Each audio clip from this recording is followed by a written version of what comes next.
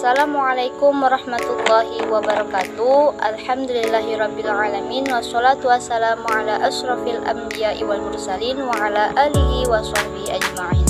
Yang terhormat dosen pengampu Bapak Miftahul Rizik.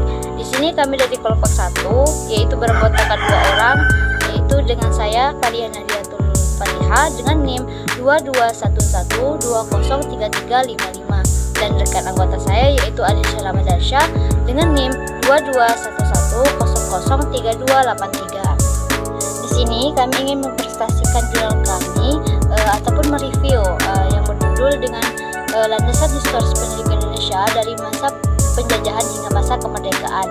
Perjalanan pendidikan di Indonesia telah mengalami banyak perkembangan, mulai dari penyelenggaraan pendidikan yang paling sederhana sampai pendidikan yang perlu beradaptasi dengan teknologi digital. Nah, di sini terdapat banyak faktor yang melatar belakangi berbagai gerakan perubahan pendidikan yang telah dialami bangsa Indonesia dari masa ke masa, seperti tuntunan nasional, masuknya pengaruh agama, budaya dunia luar yang lebih fleksibel, bentuk kepemimpinan yang beragam, hingga kepentingan kaum-kaum tertentu untuk kebutuhan personalnya. Nah, adapun faktor-faktor tersebut mampu menjadi pendukung yang berpengaruh luar biasa hingga menjadikan ajaran pendidikan sampai saat ini, di mana dalam hal perkembangan dan perubahannya, ajaran agama telah menjadi dasar kuat dalam sistem pendidikan Indonesia sejak masa prakolonial. Agama tidak hanya memberikan bimbingan spiritual, tetapi juga menjadi sumber norma etika dan moral.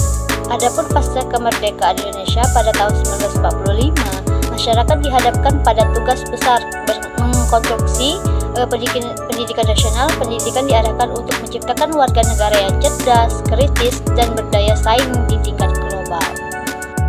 Pendidikan di Indonesia telah mengalami banyak perubahan dan perkembangan, dari mulai masa Hindu, Buddha di Indonesia sampai dengan masa reformasi.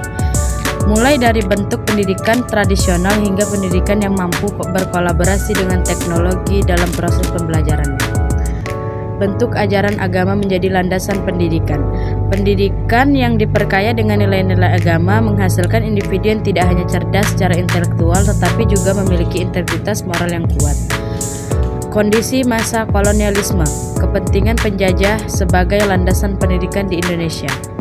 Pada perjalanan sejarah, pendidikan Indonesia terbukti bahwa masa kolonialisme memainkan peran krusial dalam membentuk landasan pendidikan.